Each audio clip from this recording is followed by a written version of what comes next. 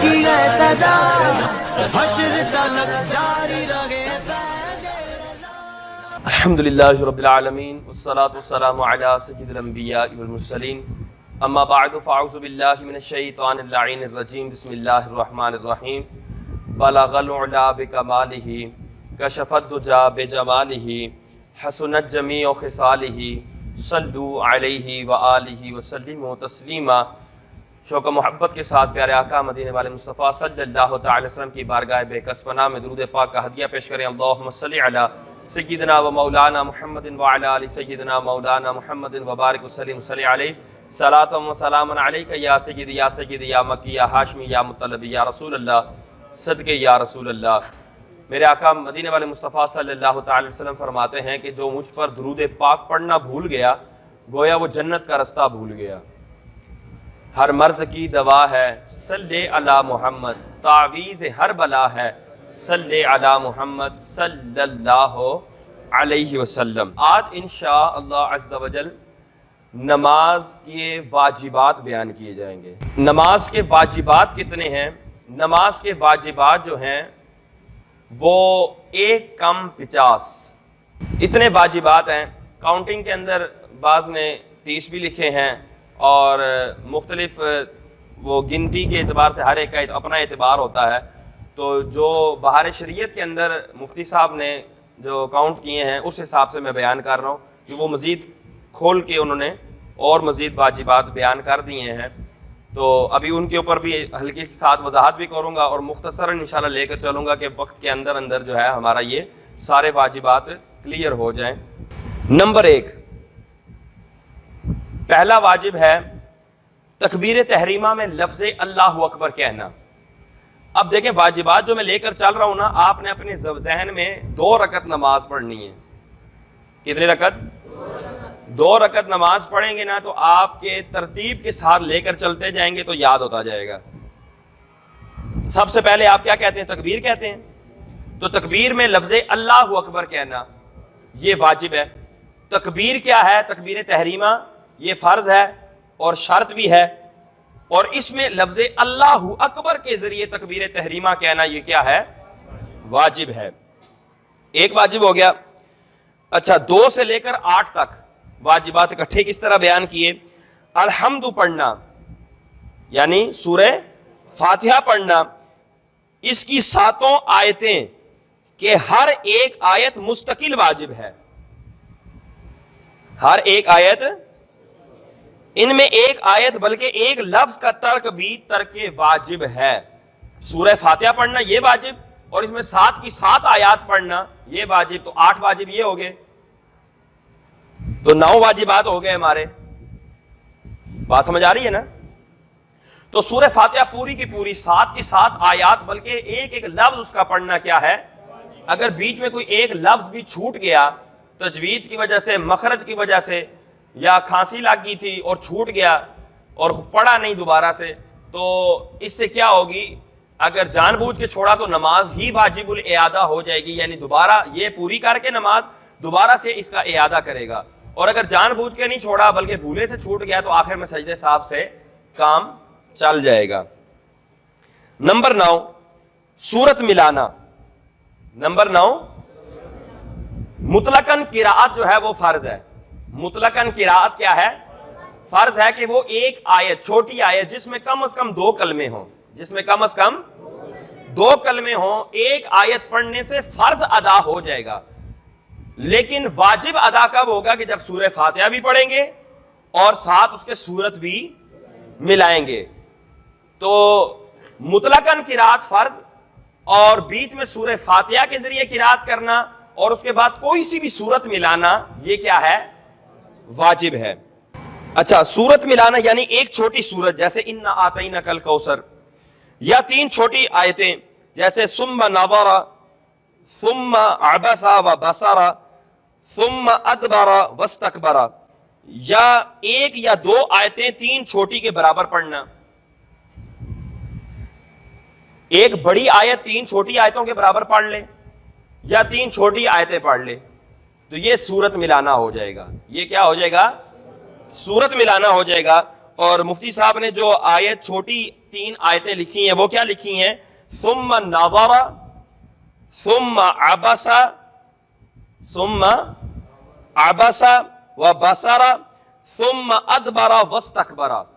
یہ 3 آیتیں چھوٹی چھوٹی، یہ 3 آیتیں ہیں. اگر یہ کسی نے سورہ فاتحہ کے بعد پڑھ لی تو اس کا واجب ادا ہو جائے گا. اچھا، نمبر 10 اور نمبر 11. نمبر 10 اور نمبر 11، نماز فرض میں 2 پہلی رکعتوں میں قرات واجب ہے.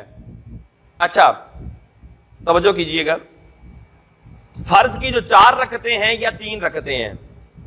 فرض کی 4 رکعتیں. دیکھیں فرض کی کتنی رکعتیں ہوتی ہیں؟ 2 ہوتی ہیں، 3 ہوتی ہیں، 4 ہوتی ہیں. 2 3 4. 2 میں تو کوئی چوائس ہی نہیں ہے نا، اس میں تو 2 کے 2 میں ہی پڑھنی ہے، اس کی تو 2 کی 2 میں ہی پڑھنی ہے. فرض کی جو 3 رکعتیں ہیں یا 4 رکعتیں ہیں، ان میں سے کوئی سی 2 میں قرات کرنا یہ فرض ہے، کوئی سی 2 میں قرات کرنا فرض ہے، اور پہلی ہی 2 میں قرات کرنا یہ واجب ہے. یہ تھوڑا فرق سمجھ میں آ رہا ہے؟ 4 اور 3 میں کوئی سی 2، 3 والی اس 2 میں یا اس 2 میں قرات کرنا فرض ہے، 4 والی اس 2 میں یا اس 2 میں یا ان 2 میں قرات کرنا کیا ہے؟ فرض ہے. اور پہلی 2 میں اب وہ قرات کس محل میں کی جائے، کیا اختیار ہے؟ اختیار نہیں ہے، بلکہ واجب ہے کہ پہلی 2 میں ہی کرے. واجب ہے کہ اب اس کا مسئلہ کا آگے مزید جا کے ثمرہ کہاں نکلے گا؟ وہ یہاں نکلے گا. مثال کے طور پر کوئی شخص فرض پڑھ رہا تھا اور پہلی رکعت میں بھول گیا، قرات کرنا ہی بھول گیا، قرات کرنا ہی بھول گیا پہلی رکعت میں. اب اس کو دوسری میں یاد آیا تو دوسری میں کرے، اور بعد والی جو ہے اس میں تیسری میں بھی کرے، بعد والی میں تیسری میں بھی کرے، کیونکہ 2 میں کم از کم قرات کرنا اس کے اوپر کیا تھا؟ اگرچہ پہلی 2 میں کرنا واجب تھا، اب واجب بھولے سے چھوٹ گیا ہے، لہذا سجدہ سہو کر لے، لہذا سجدہ سہو کر لے. توجہ ہے؟ اچھا پہلی 2 میں قرات بھول گیا تو آخری 2 میں قرات کر لے، اور بھولنے کی وجہ سے آخر میں سجدہ سہو کر لے. تو یہ مسئلہ سمجھ میں آ گیا کہ مطلقاً 2 فرضوں کی 4 رکعت اور 3 رکعت میں پہلی کسی 2 میں کیا تھی؟ قرات فرض تھی، مطلقاً قرات فرض تھی، اور پہلی ہی 2 میں قرات کرنا یہ کیا ہے؟ واجب ہے. پہلی 2 میں کیا کرنا؟ قرات یہ واجب ہے. ٹھیک ہے. 12 اور 13، الحمد اور اس کے ساتھ سورت ملانا فرض کی 2 پہلی رکعتوں میں اور نفل وتر کی ہر رکعت میں واجب ہے. اچھا اب یہ ایک نیا سے واجب آ گیا. ایک تو تھا قرات کرنا، 4 میں سے کسی میں بھی 2 میں قرات کرنا، 3 میں سے کسی میں 2 میں قرات کرنا فرض، مطلقاً قرات کرنا فرض، اور پہلی 2 میں قرات کرنا واجب. اچھا قرات تو ایک آیت سے بھی ادا ہو جاتی ہے، قرات جو ہے وہ ایک آیت سے بھی ادا ہو جاتی ہے. تو اگلا انہوں نے واجب یہ بیان کیا کہ جو فرضوں کی پہلی 2 رکعتیں ہیں ان میں، اس کے علاوہ سنتوں میں، نوافل میں اور وتروں کی تمام رکعات میں سورہ فاتحہ اور اس کے بعد سورت ملانا یہ بھی واجب ہے. سورہ فاتحہ اور سورت ملانا یہ بھی واجب ہے کہ فرضوں میں ہم پہلی 2 میں کرتے ہیں سورہ فاتحہ اور سورت ملاتے ہیں، آخری 2 میں فقط سورہ فاتحہ پڑھتے ہیں، سورت نہیں ملاتے. تیسری رکعت اگر 3 رکعت فرض پڑھ رہے ہیں مغرب کے تو پہلی 2 میں سورہ فاتحہ کے ساتھ سورت ملاتے ہیں، تیسری میں ہم سورت نہیں ملاتے. اچھا جو نوافل ہیں وہ جتنی مرضی رکعتیں پڑھیں اس میں ہر رکعت میں سورت کے ساتھ سورہ فاتحہ کے ساتھ سورت ملانا لازم ہے، واجب ہے. سنتیں مؤکدہ پڑھیں یا غیر مؤکدہ پڑھیں، وتر پڑھیں یا تراویح پڑھیں، نفل پڑھیں، اشراق و چاش پڑھیں یا جو بھی نماز پڑھیں، اس میں ہر رکعت میں سورہ فاتحہ کے بعد سورت ملانا کیا ہے؟ واجب ہے.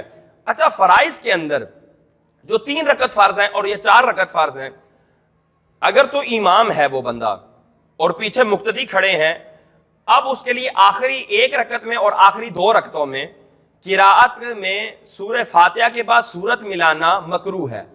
سورہ فاتحہ کے بعد سورت ملانا مکروہ ہے. مکروہ سے مراد مکروہ تنزیہی ہے.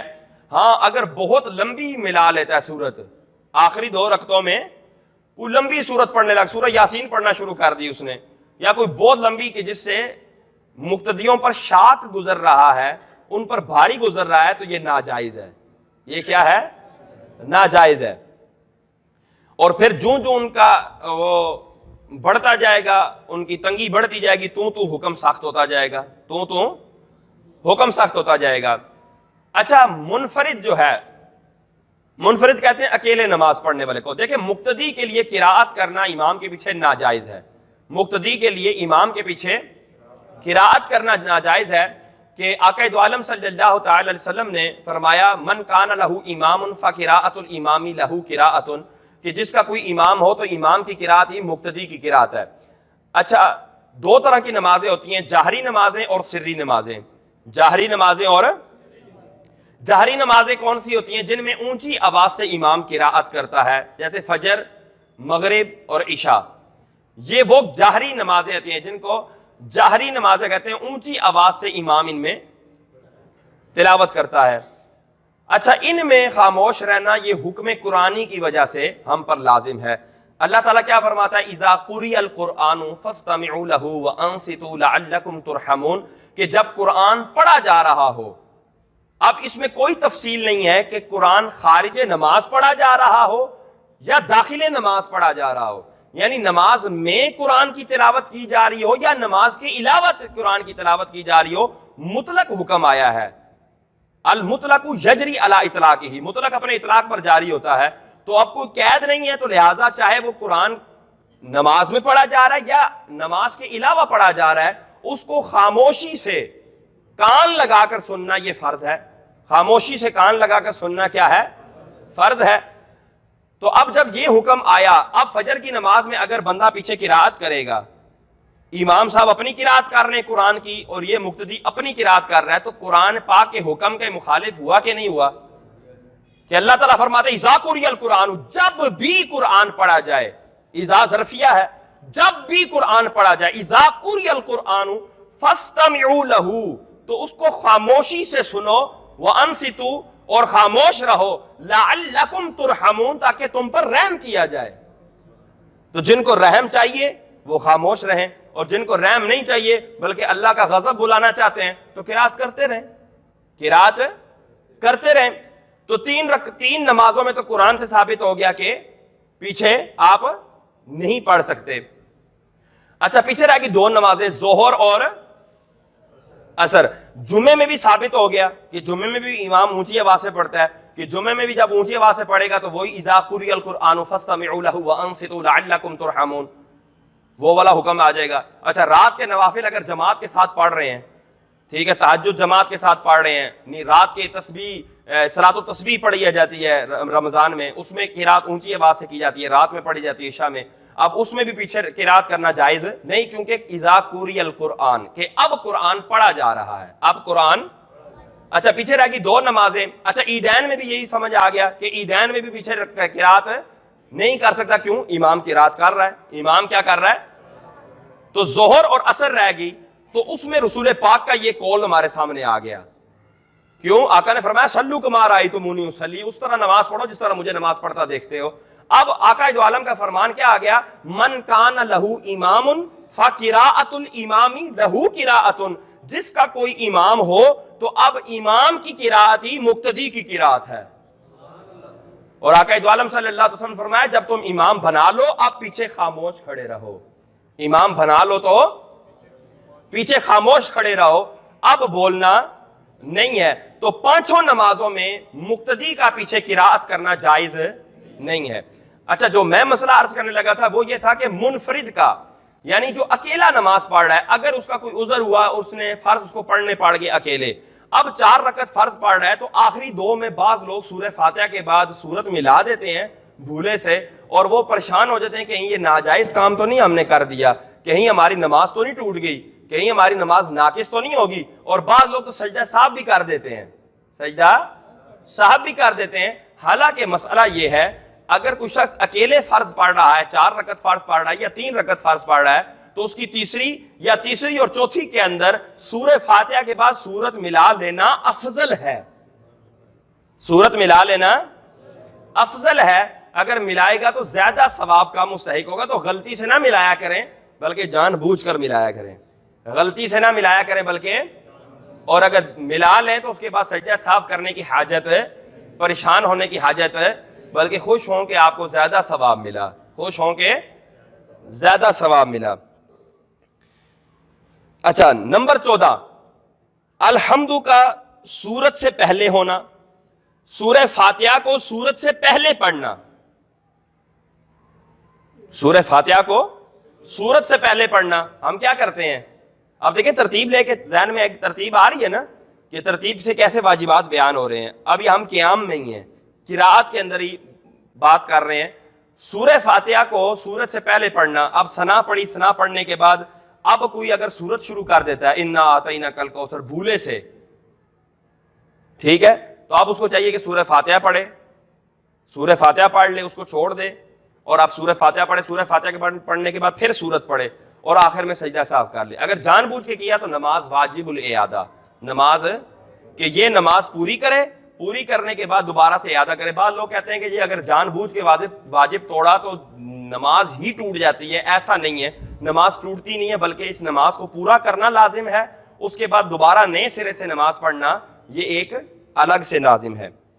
نمبر 15 ہر رکعت میں سورت سے پہلے ایک ہی بار الحمد پڑھنا. ہر رکعت میں سورت سے پہلے ایک ہی دفعہ سورہ فاتحہ پڑھنا. اگر کسی نے 2 دفعہ سورہ فاتحہ پڑھ لی تو گویا اس نے ترک واجب کے بل ترک واجب ہو جائے گا. اور یہ کب ہوگا ترک واجب, کہ ایک دفعہ سورہ فاتحہ پوری پڑھ لی, اس کے بعد پھر پڑھنا شروع کی اور آدھی تک آ گیا, تو اب یہ دوبارہ سے سورہ فاتحہ پڑھنا ہو گیا, دوبارہ سے. اب اگر بھولے سے ایسا معاملہ ہوا ہے تو آخر میں سجدہ سہو کر لے, نماز ہو جائے گی. جان بوجھ کے کرے گا تو نماز واجب الاعادہ. نمبر 16 الحمد اور سورت کے درمیان کسی اجنبی کا فاصلہ نہ ہونا. الحمد اور سورت کے درمیان, اچھا اس میں 2 طرح کے فاصلے ہو سکتے ہیں, ایک آمین کا اور دوسرا کہ سورت سے پہلے بسم اللہ کا. اس کے علاوہ کوئی فاصلہ اور کرنا جائز نہیں ہے, اس کے علاوہ کوئی اور فاصلہ کرنا جائز نہیں ہے. وَلَضَّالِّينَ آمین, قُلْ هُوَ اللَّهُ أَحَدٌ اس طرح پڑھ سکتے ہیں, یا وَلَضَّالِّينَ آمین بسم اللہ الرحمن الرحیم قُلْ هُوَ اللَّهُ أَحَدٌ. بات سمجھ آ گئی؟ تو یہاں پر تعوذ پڑھنا, اعوذ باللہ پڑھنا اس کی اجازت نہیں ہے. آمین کہے اور بسم اللہ پڑھے, اب سورت کوئی بھی سورت ملا لے. نمبر 17 قراءت کے بعد متصلاً رکوع کرنا. قراءت کے بعد یعنی فوراً رکوع کر لینا. اب قراءت کر چکا, قل هو اللہ احد اللہ الصمد لم یلد ولم یولد ولم یکن لہ کفوا احد. اب یہ نہیں کہ خامو کھڑا ہو کہ یار میں نے کرنا کیا تھا. اگر بھول گیا تو پھر تو الگ بات ہے, اور بھول جانے کے بعد 3 سبحان اللہ کی مقدار. کتنے سبحان اللہ کی مقدار؟ 3 سبحان اللہ کی مقدار. سبحان اللہ سبحان اللہ سبحان اللہ. اتنی مقدار اگر تاخیر گزر گئی, وقت گزر گیا, تو اس پر سجدہ صاحب لازم ہو چکا. اگر اس سے پہلے اس نے ڈیسائیڈ کر لیا اور یہ رکوع میں چلا گیا تو اب سجدہ صاحب واجب نہیں ہوا, اور فوراً سجدہ صاحب کرنا کیا ہے, یہ واجب ہے. فوراً رکوع کرنا یہ کیا ہے, واجب ہے. اچھا نمبر 18 ایک سجدے کے بعد دوسرا سجدہ ہونا. ایک سجدے کے بعد دونوں کے درمیان کوئی رکن فاصل نہ ہو, دونوں کے درمیان کوئی رکن فاصل. اچھا 2 سجدے ہوتے ہیں ہر نماز میں, 2 سجدے فرض ہیں, ہر نماز میں 2 سجدے فرض ہیں, اور پے در پے سجدے کرنا واجب ہے. پے در پے سجدے کرنا, ایک سجدے کے بعد اب دوسرا پھر کرنا. درمیان میں جلسہ واجب ہے, درمیان میں جلسہ بھی واجب ہے. اچھا یہ جو کہہ رہے ہیں بھی میں ایک اور رکن بیچ میں نہ آئے, ایسا نہ ہو کہ رکوع کرنے کے بعد پھر کھڑا ہو, 1 رکعت پڑھے, اس کے بعد جا کے دوسرا سجدہ پھر کرے, کہے کہ جی آخر میں 3 ہی سجدے اکٹھے کر لوں گا, تو اس کی اجازت نہیں ہے. پے در پے بیچ میں کوئی رکن فاصل نہ ہو. ایک سجدے کے بعد دوسرا سجدہ ہونا کہ دونوں کے درمیان کوئی رکن فاصل نہ ہو. نمبر 19 تعدیل ارکان, یعنی رکوع سجود قوما جلسہ میں کم از کم ایک بار سبحان اللہ کہنے کی قدر ٹھہرنا۔ اچھا، تعدیل ارکان یہ بھی واجب ہے۔ تعدیل ارکان کسے کہتے ہیں؟ کہ رکوع، سجدے، قوما کسے کہتے ہیں؟ رکوع سے کھڑا ہونے، جو رکوع سے ہم کھڑے ہوتے ہیں نا، سمع اللہ لمن حمدہ ربنا لکل حمد، یہ جو کھڑے ہوتے ہیں اس کو کہتے ہیں قوما۔ جلسہ کہتے ہیں دو سجدوں کے درمیان جو ہم تھوڑی دیر بیٹھتے ہیں۔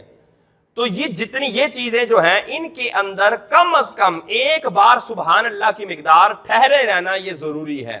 بعض لوگ اتنی جلدی رکوع کرتے ہیں کہ ایک سبحان اللہ کی مقدار ہو ہی نہیں پاتی، ایسے لگا کہ ایسے تیزی سے اوپر ہوتے ہیں۔ اچھا، پھر تیزی سے اوپر ہو کے قوما بھی پورا نہیں کرتے، بلکہ ایسے ایک دم اوپر ہو گئے جس طرح کسی نے پیچھے سے مارا ہے اور دوبارہ سے وہ بندہ جو ہے نا وہ راکٹ کی طرح جو ہے سجدے میں گیا ہے۔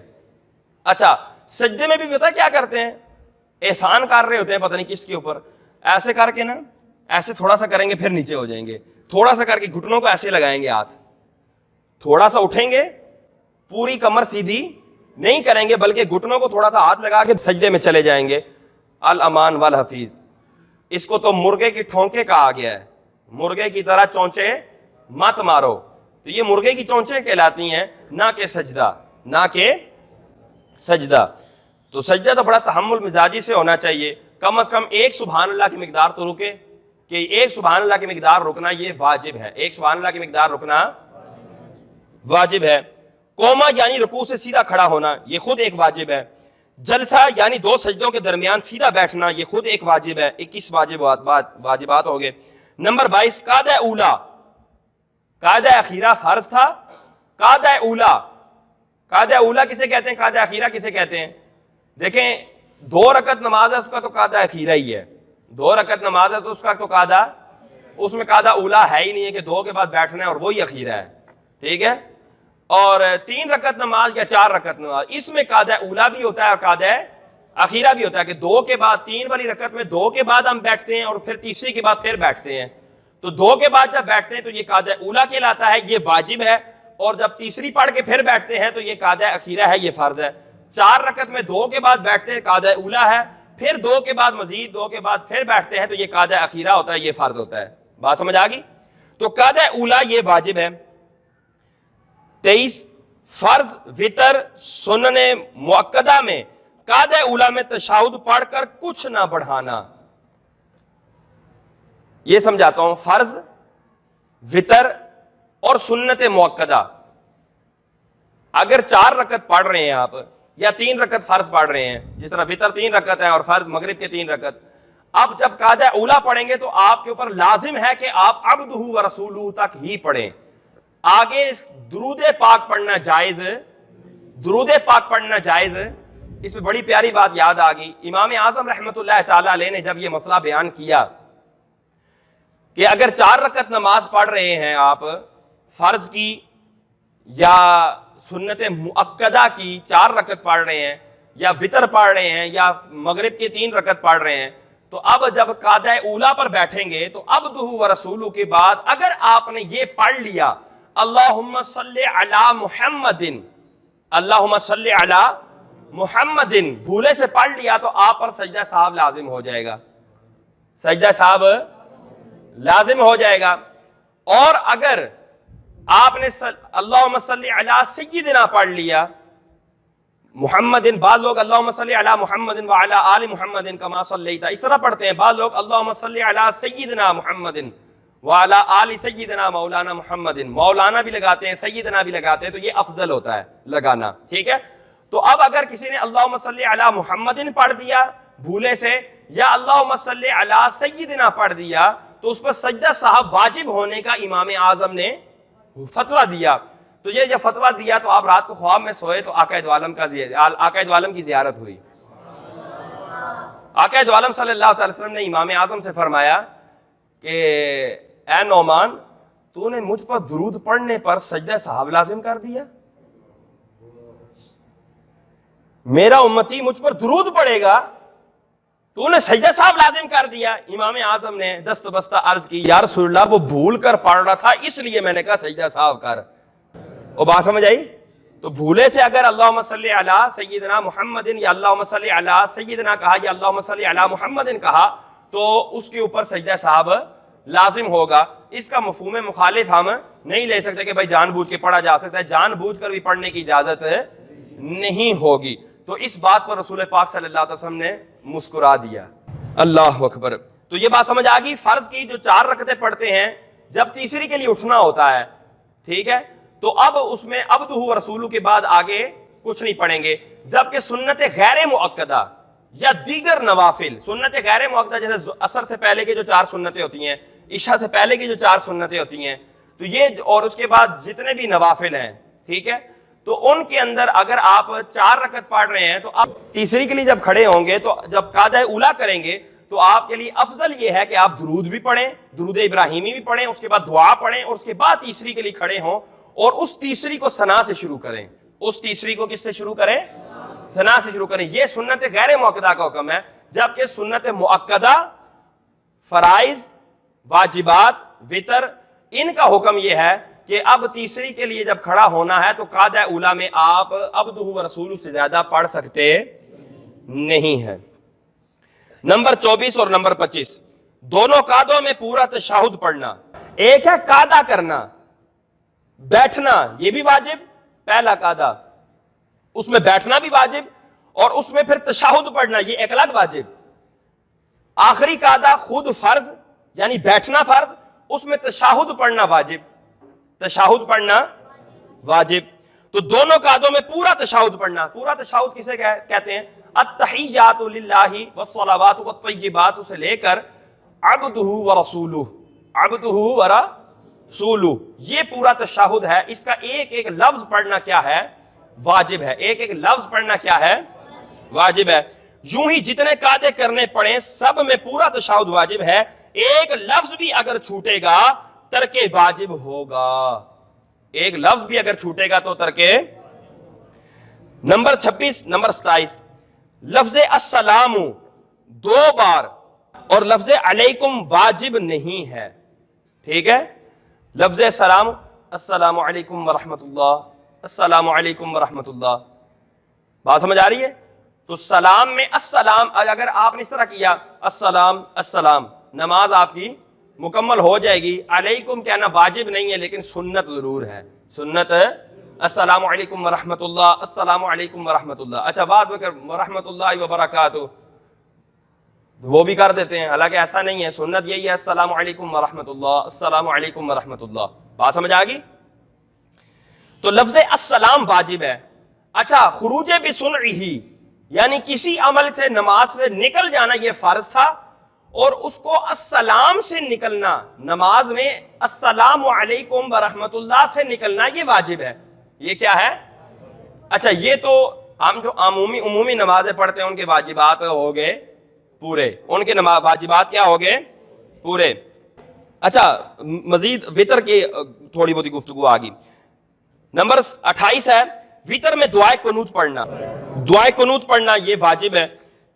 اچھا, دعائے قنوت یاد نہیں ہے, دعائے قنوت یاد نہیں ہے یا صحیح طرح یاد نہیں ہے کہ الفاظ بھولتے ہیں, تو یہ پڑھ لے ربنا آتنا فی الدنیا حسنۃ وفی الآخرۃ حسنۃ وقنا عذاب النار, یا یہ پڑھ لے رب اجعلنی مقیم الصلاۃ ومن ذریتی ربنا وتقبل دعاء ربنا اغفر لی ولوالدی وللمؤمنین یوم یقوم الحساب, یا یہ پڑھ لے اللہم اغفر لی اللہم اغفر لی اللہم اغفر لی, یا یہ پڑھ لے یا ربی یا ربی یا ربی.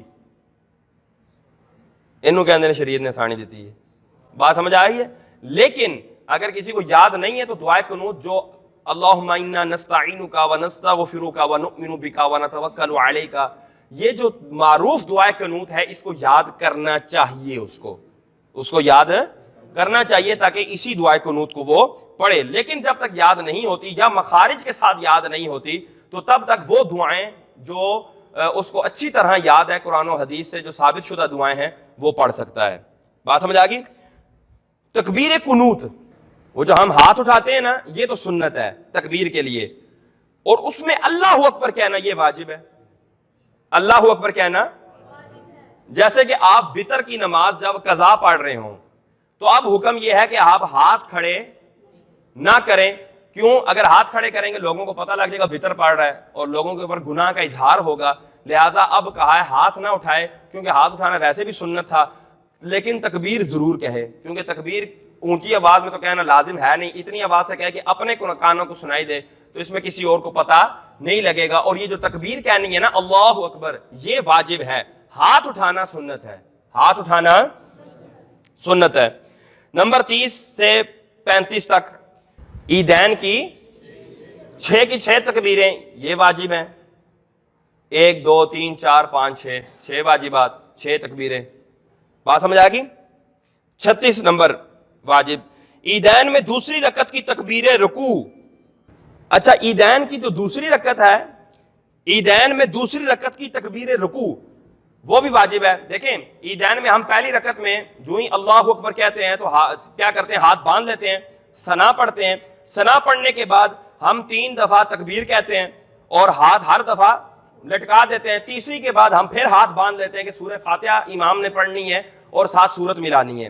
اچھا وہ کرنے کے بعد وہ رکوع کرتا ہے، رکوع کرنے کے بعد پھر دوسری رکعت کے لیے کھڑا ہوتا ہے اور کھڑا ہوتے ساتھ ہی کیا کرتا ہے، سورہ فاتحہ پڑھتا ہے، سورت پڑھتا ہے۔ اب 3 تکبیریں جو نماز عید کی ہیں وہ کہتا ہے اللہ اکبر، اس میں بھی ہاتھ لٹکا دیے، دوسری میں بھی ہاتھ لٹکا دیے، تیسری میں بھی ہاتھ لٹکا دیے۔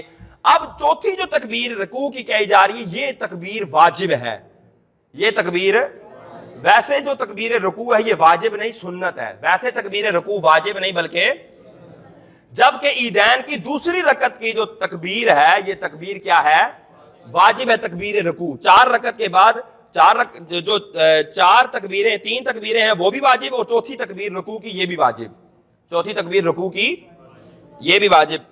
اس تکبیر کے لیے لفظ اللہ اکبر ہونا یہ بھی واجب، اس تکبیر کے لیے لفظ اللہ اکبر ہونا یہ بھی واجب۔ اچھا ہر جہری نماز میں امام کو جہر سے قرات کرنا یہ خود واجب۔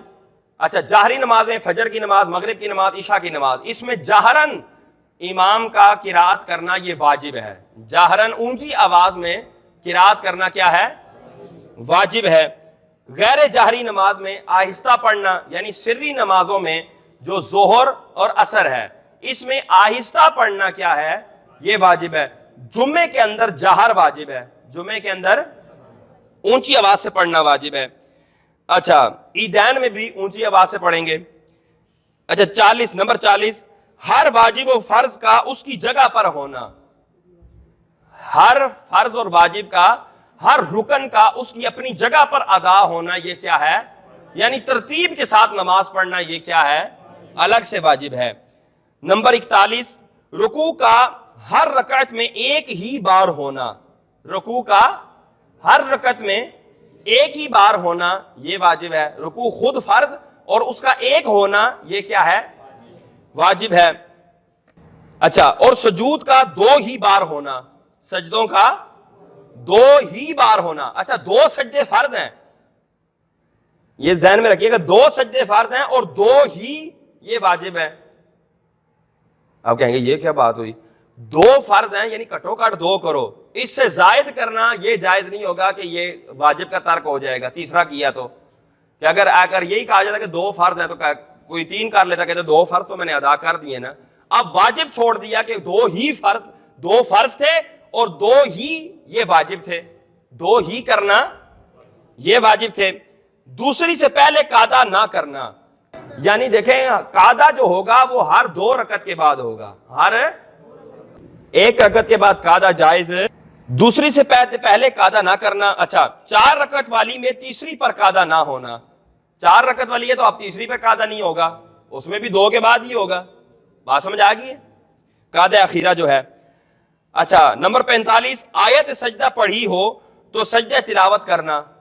زیادہ تر تراویح میں ایسا ہوتا ہے، عام نمازوں میں تو اس طرح کی آیات نہیں پڑھی جاتی، لیکن تراویح کے اندر چونکہ پورا قرآن پڑھا جا رہا ہوتا ہے تو اس میں آیت سجدہ بھی آتی ہے، تو وہ امام صاحب عموماً پہلے بتا دیتے ہیں کہ آیت سجدہ آئے گی، تو جو ہی آیت سجدہ پڑھ لیتے ہیں تو فوراً سارے جو ہے وہ سجدے میں چلے جاتے ہیں، اس کے بعد پھر کھڑے ہو کر بقیہ قرات کچھ کی جاتی ہے اور رکوع کر کے اپنی نماز بقیہ مکمل کی جاتی ہے۔ آیت سجدہ پڑھی ہو تو سجدہ تلاوت کرنا۔ اچھا سہو ہوا تو سجدہ سہو کرنا یہ بھی واجب ہوتا ہے، سہو ہو گیا تو سجدہ سہو کرنا یہ بھی واجب ہوتا ہے۔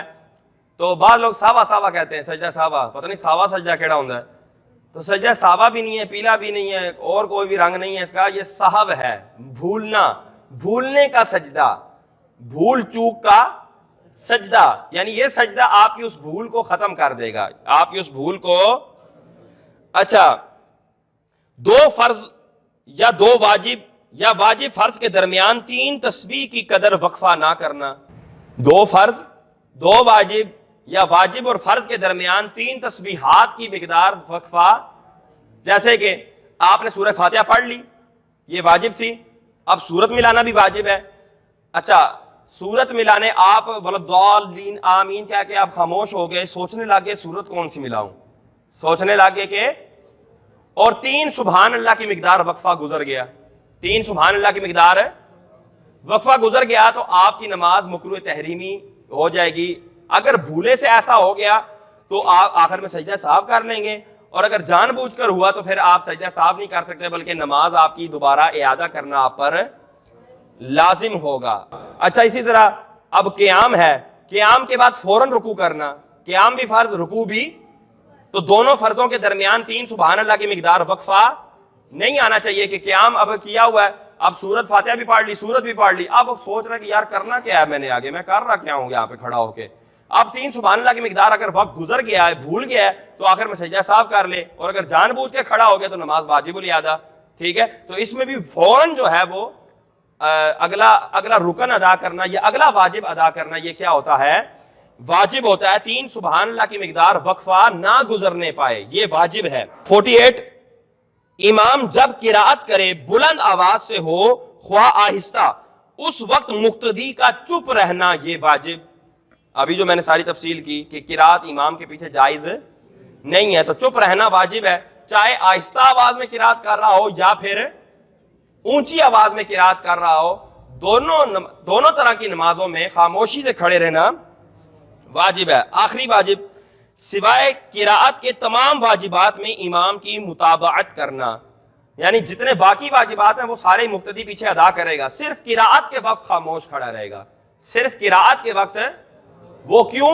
کیونکہ آقا دو عالم نے فرما دیا من کان لہو امام فقراءۃ الامام لہو قراءۃ، کہ جس کا کوئی امام ہو تو امام کی قراءت ہی مقتدی کی قراءت ہے۔